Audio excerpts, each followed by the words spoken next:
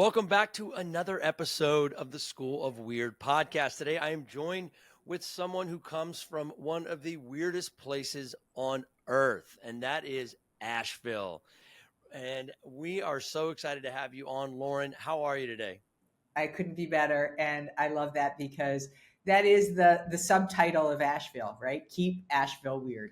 Well, I was there not that long ago, and I realized very quickly that, everybody thinks of Austin as weird, but Asheville has got Austin beat cold on weird. I'm not going to lie. I mean, y'all have weird everywheres. And what an incredible, surprising thing it was to really learn that about Asheville. I didn't even know that till I got there, that it really is one of the weird capitals of the world. So perfect for the School of Weird. Loren, it was so great. We got to catch up last week on some different things and got to be on your podcast. So I couldn't be more excited to have you on today. And, I was thinking maybe just to kick it off, do you want to just tell a little bit of how you got here, what you're doing now, and how your weird is kind of mixed up in that? For sure. So I've always been weird, and I embrace my weirdness. And for a long time, my weird was hiding in corporate, right? And I Yep. think for a lot of folks, we think that to be professional is some box. That's And it. I'm grateful that the world today has a lot more diversity. I won't say it's completely diverse. It's not never diverse enough for some, Yeah. but the point is that you don't have to be a carbon copy of anybody else in today's world to demonstrate your value. And I am Couldn't agree more. an advocate for people really tapping into that level of value mixed with weirdness, mixed with your you-ness, whatever you want to, kind of include in that recipe so that you're not just another whatever that is. Mm-hmm. And in my world, when I work with executives who are in career transition, many of them are under this understanding that somehow they have to sound the same, look the same, have the same language in their LinkedIn profile, go about their job search in the same way that they've always done that, when in many cases, that's the exact opposite of what companies want to hire. They're not looking for another look-alike or same-alike. They are looking for that leader who is really willing to take a stand in terms of what their beliefs and values are and how it is going to then catalyze other initiatives, profitability, retention, all kinds of related trickle down effects of that value, right? Yeah, I think it's incredible. And one of the things that I loved about the work you're doing now is that you handle one of the most difficult parts of someone's life. Excuse me. You handle one of the most difficult parts of someone's life when they're on the backside of their career, towards the fourth quarter, if you will, of their career, and kind of many times being spit out as a result of this, downsizing and shifting and this rapid change happening right now. You're helping people navigate that fourth quarter when a lot of times I think people are walking into that moment thinking, well, from ageism, I'm too old, or I no longer am relevant, and like things have changed so much. Where do I even start in trying to really show up as relevant with my full beliefs, with my full values? Where do you take somebody like that? So there is some things that need to be sloughed off, and they're never going to go away because the impact of job loss can be very profound. Some people estimate it's between 12 and 18 months. For some people, it's shorter than others. I mean, everybody has their threshold of tolerance, and everybody also has their own experience with how it went down, right? Now, what do you mean 12 to 18 months? Before in many cases that impact of the loss has been processed insofar as being able to feel maybe a sense of self-worth, getting or sloughing off some of the shame or embarrassment, or realizing that, hey, this happened for a reason. For some people, this is like, oh, thank goodness, I've been wanting this to happen for a long time. I'm glad somebody else pulled the plug for me because I just couldn't break free on my own. So, and do you find that that's where a lot of people are at, or is it kind of a 50-50? Some people are just devastated, they don't understand what's wrong, and other people are relieved. it is literally a huge spectrum and swath of various emotions. I spoke with someone yesterday, mid 50s, and he's never had to look for a job before, big C-suiter, and he said, I have a thriving network. If only my embarrassment level wasn't where it is, I'd be able to tap into it. Wow. Right? And so So some of that's this is a lot of it is reconciling with this idea of it being embarrassing. embarrassing, maybe shameful. Somehow it's a knock on our identity, no matter what. Yeah. Nobody like wants to feel like they were discarded, shown the door, asked to leave. However it went down. And like I said, for some people, it's each episode or each situation presents all kinds of different reactions and different outcomes. Right? For some people, this is a gift. And for other people, it's very painful and takes some time for it to move over. Which I would argue is still a gift. It is, but that person is they don't see it yet. Yeah. Might not be there yet. Let's talk about that for a minute. This idea that like it's always a gift, even though we can't see it quite yet without going through a process. And you are someone who really helps navigate that journey, that process of getting to the gift. Right. And what does that so look like? we say, and this is not something I invented, of course, if not but for, fill in the blank, this wouldn't have happened. If not but for I didn't go to that party, I would not have met this person that I'm now married to. If not but for being on LinkedIn, I wouldn't have met you. If not but for Chris Shembra, I probably wouldn't be sitting and having this podcast conversation with you. So everything isn't. I like to think about it like a little bit like the Waze, WAZE app on your phone, right? If you're navigating, if not but for. So you said if not for Chris Shembra, but for. If it wasn't for Chris Shembra, if not but for Chris Shembra, I wouldn't be here. Okay, so there's no blank between if not and but for. If not but for blank, I wouldn't be blank. Exactly. There's the blanks. Okay, cool. I just want to make this is a great framework, because what you're essentially talking about is gratitude. So it's kind of funny that we're using Chris Shembra in these examples. He doesn't even realize his ears are burning. But he's the gratitude guru. And when I see this, if not for you, I wouldn't be blank. To me, that's like, what an amazing way to reframe reality to what it still is. It's not about getting into denial or being naive. It's about the power of our reality being framed in a way that is grateful and a gift. And so do you take people through that a lot of times to try to get them into where they're at, like kind of where they're going to go next? Is that kind of part of the catalyst for that? I really don't help them necessarily process the aftermath of whatever is happening after they left. I can come in concurrently while you're processing it. Yeah. Or when you get to your own piece around, hey, you know what? I've had enough of this. Yeah. It's time to get back to work. I'm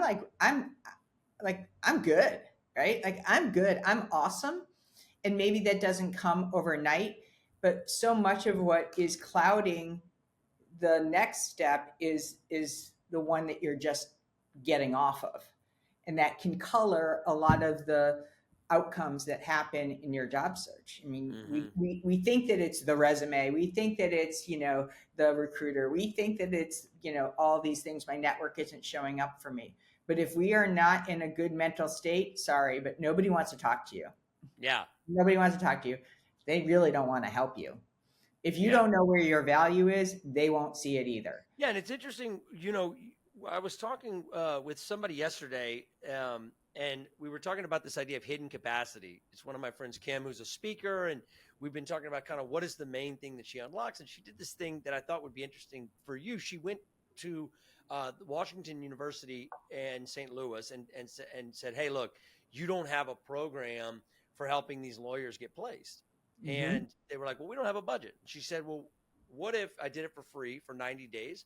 And if I was able to guarantee that every single person you brought to me, your toughest cases, that they got placed, would you create a job?" And they said, yes. And so that was years ago. And it was really cool. I was like, well, what did you do? And it to me, it's probably very in line with what you do. And I definitely need to introduce you all.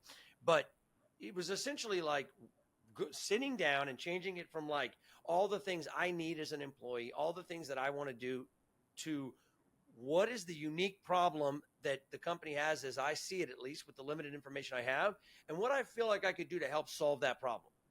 And like, that is it. Everything, nothing else. But how can I help them solve the problem that they have? Because they have problems that need to be solved, and they don't have extra space for anyone other than problem solvers. I mean, that's exactly the distillation of this whole process. And so Mm, part of what we do at Portfolio Rocket, my consultancy, is we really want to move the mindset and the behaviors from that passive place or victim state of saying, I'm just waiting for this.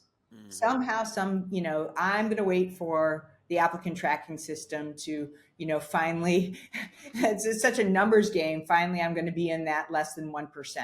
I'm just going to keep applying now, applying now. It's very passive, right? Yeah. And that area ends up being the cesspool of a lot of the lowest quality candidates. So it's hard if you are somebody who wants to lead a company to put yourself into that pool. Yeah.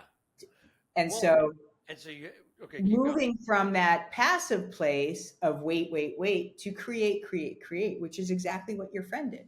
That's right. Here's the Exactly. need. Instead of just like, oh, I have it posted everywhere, let me just keep updating that, as opposed to like trying to make a few meaningful moments and impact with some people that you've really thought through who it is that where you would feel like you could add the most value, and you've got clarity on that, and then you're just from there transferring your beliefs and your values across the table, which essentially is the power of any transformative selling.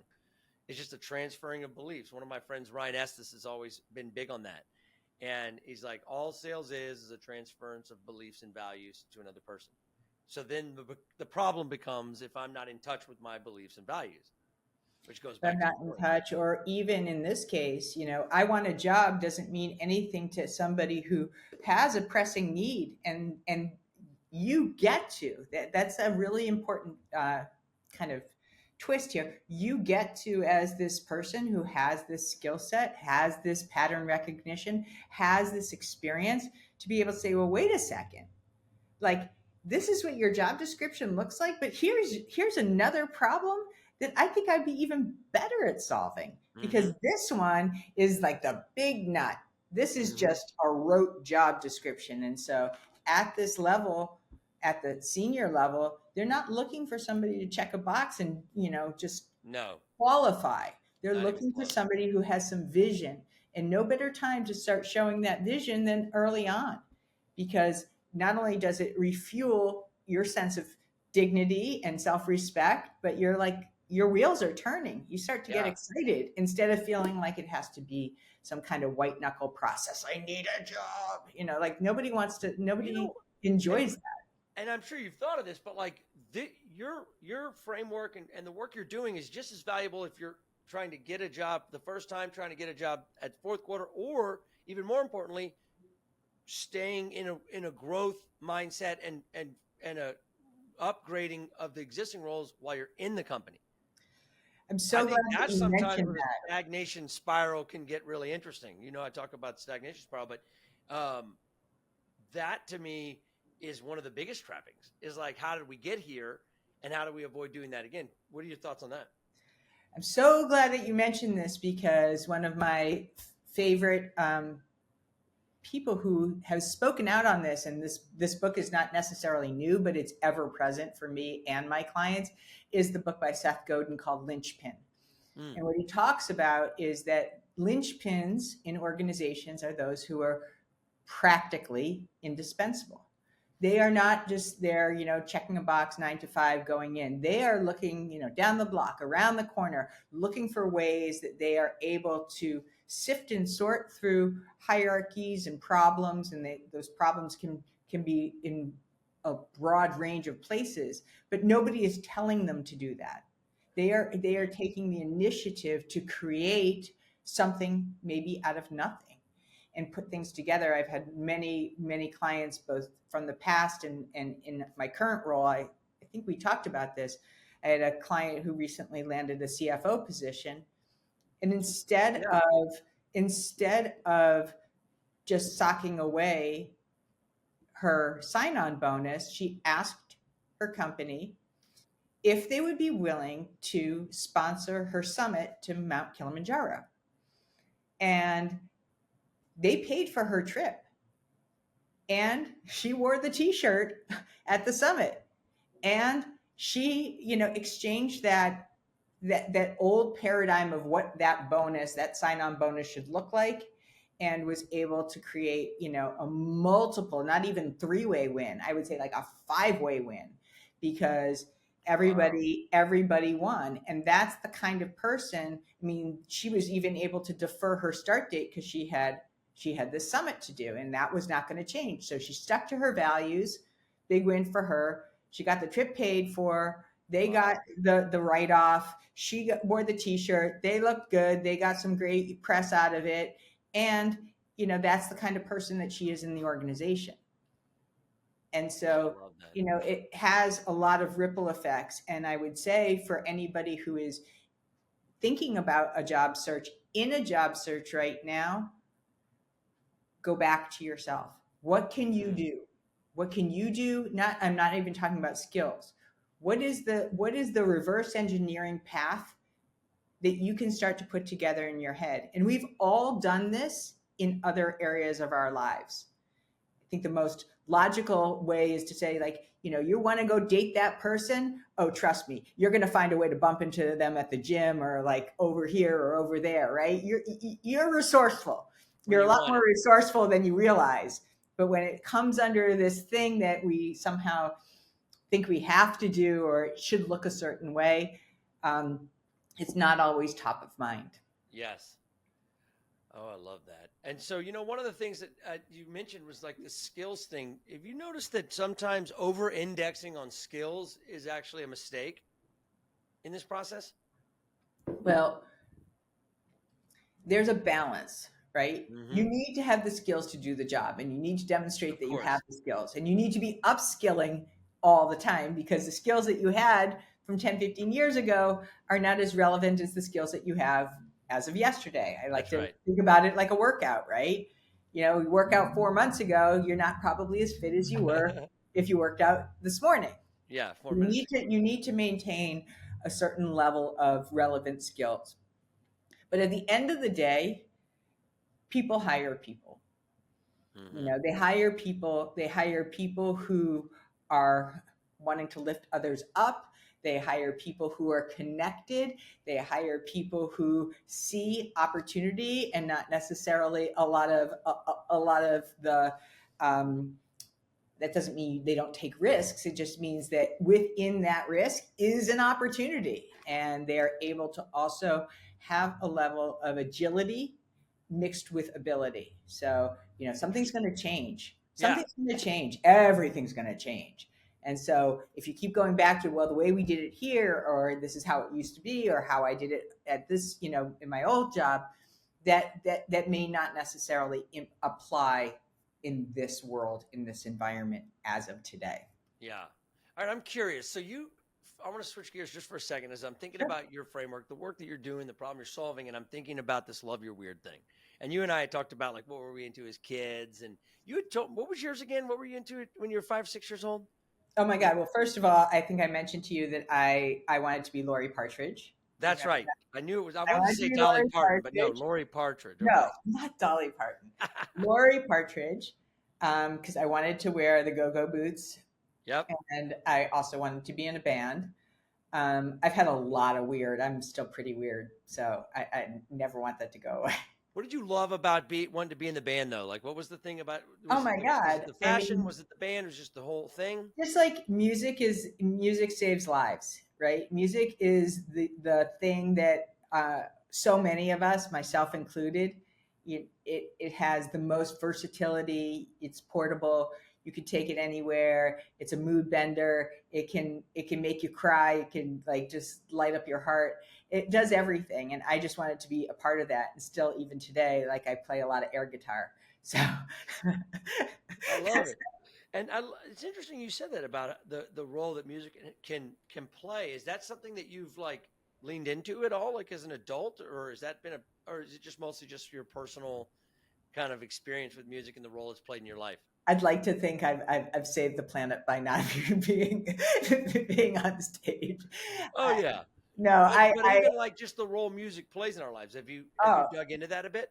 I haven't really dug into it other than knowing its truth, Interesting. right? And so seeing live concerts, dancing at 6 o'clock in the morning, dancing like nobody's watching. I'm all in on that.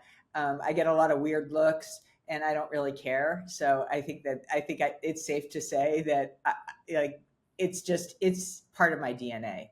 I have an episode that's actually you're gonna have to check out with someone named Susan Drum, a good friend of mine, who is actually does a lot of work.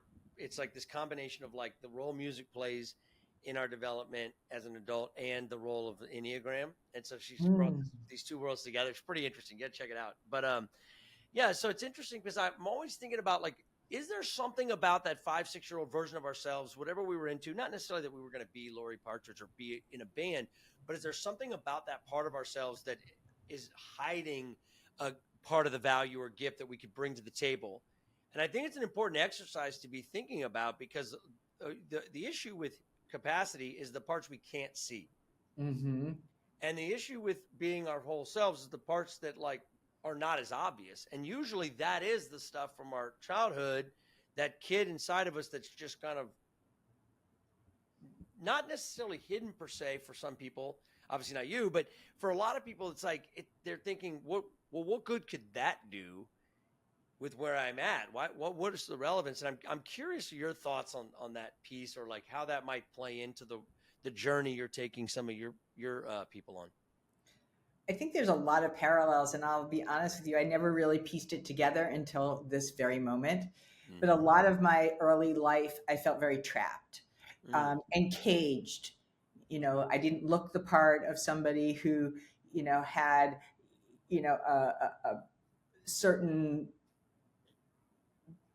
I don't know, persona, I guess you could say, the academic upbringing, this kind of like, be very proper. I was always told to straighten my hair and to, do these things that would kind of like give me more of this quote unquote polished look about me. Like there was some like thing that I was supposed to be hiding in my capacity.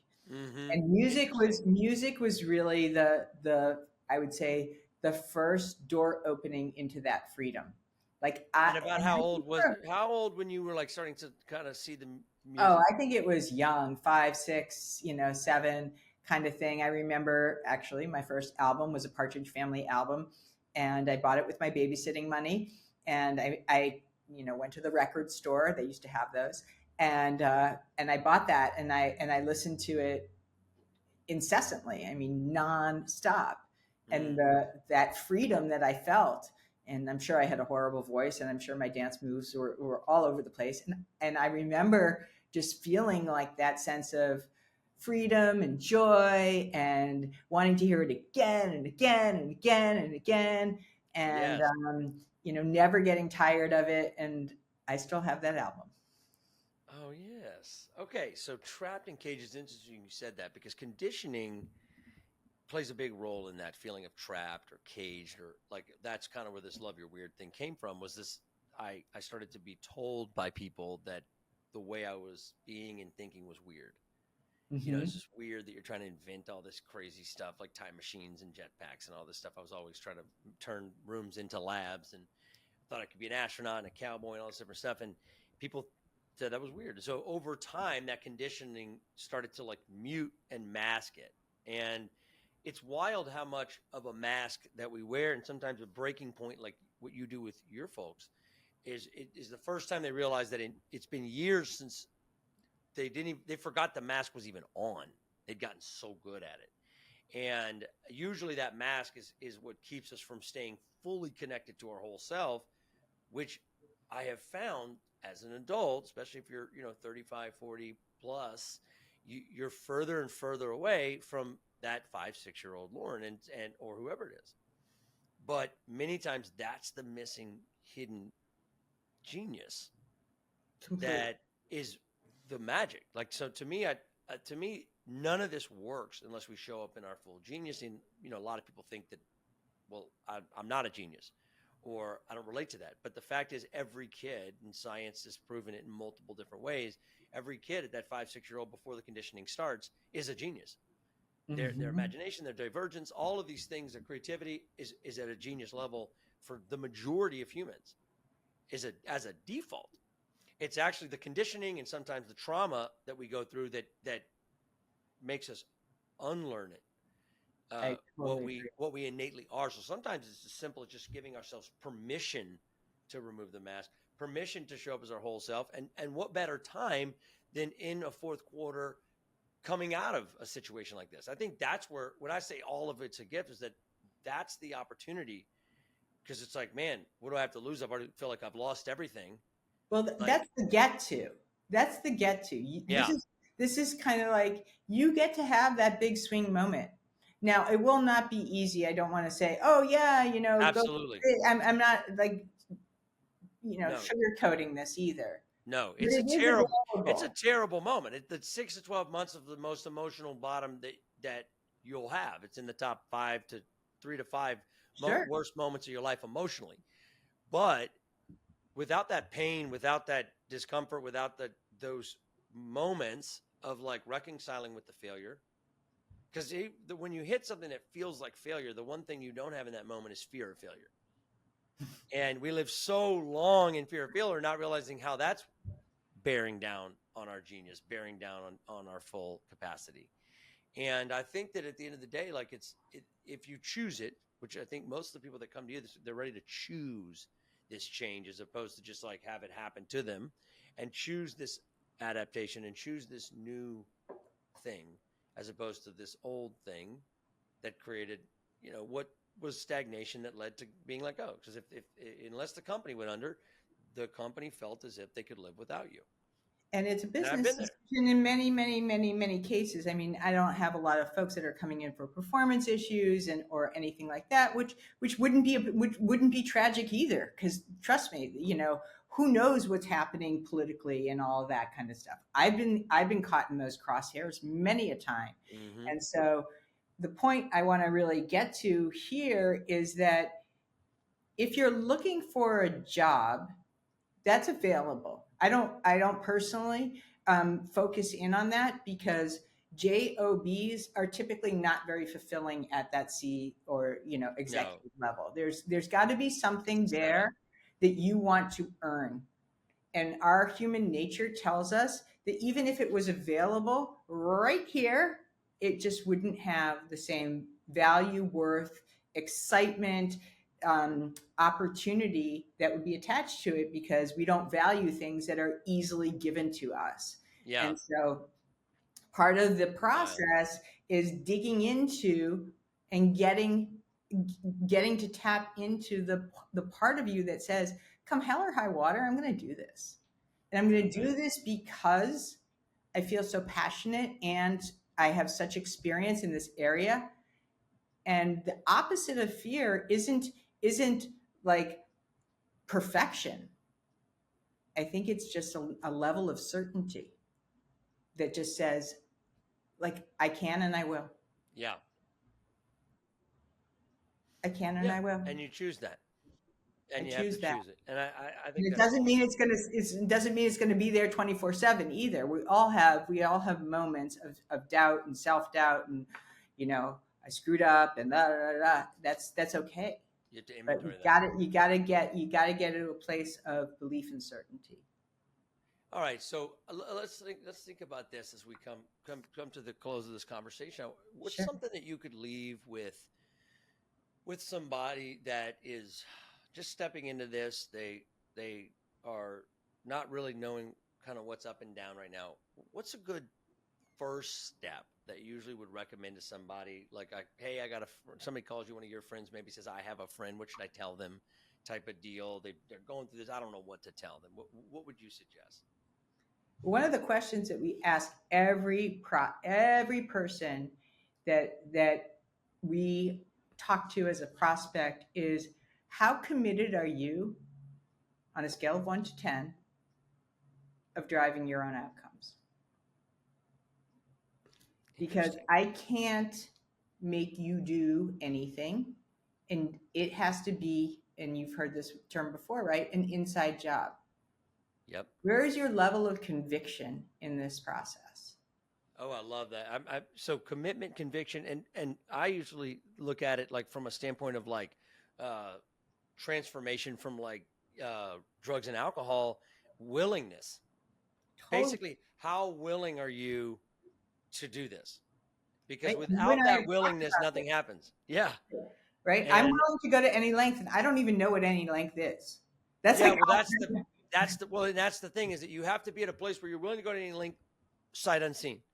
When you finally get to the point where you're going to willing to go to any link sight unseen, then you're at step one. Is that's say oh awesome. So it's that's exactly actually it's it. exactly the same thing. I like if you think, and we'll use this because we're both sober, right? Yeah, If you think that you're going to go out there and have a couple more, like, great, but I can't help you because you're not at the place where you're really ready to put it down. No different, right? We yes. practice these Now principles in all of our Ryan, affairs, right? No different. If you think that you're going to go out there and be able to beat the system of the applicant tracking system, like, I'm not going to ever stop you from doing that, but I'm going to also say to you that's just not how we work. That how this program has been effective, and how you've seen other people make it work. and I've exactly, and So how go I've out and seen try other some people. controlled applications. Right, Why don't right. you go out and try some controlled applications? It's the same Simon Says thing. You want what they have, do what they do. That's it. That's it. I love it. Well, listen, this has been awesome. Is there anything else that I maybe missed that I don't know? Because this has been really valuable, especially for those people that are in fourth quarter. They're feeling like they're not relevant anymore. Um, is there any kind of final words that you would leave with somebody feeling that right now? What I would really say is, get really cash register honest, another term that we use, Mm, with what it is that you want to do. And if you come back with, well, I don't really know and I need somebody else to tell me, keep going deeper.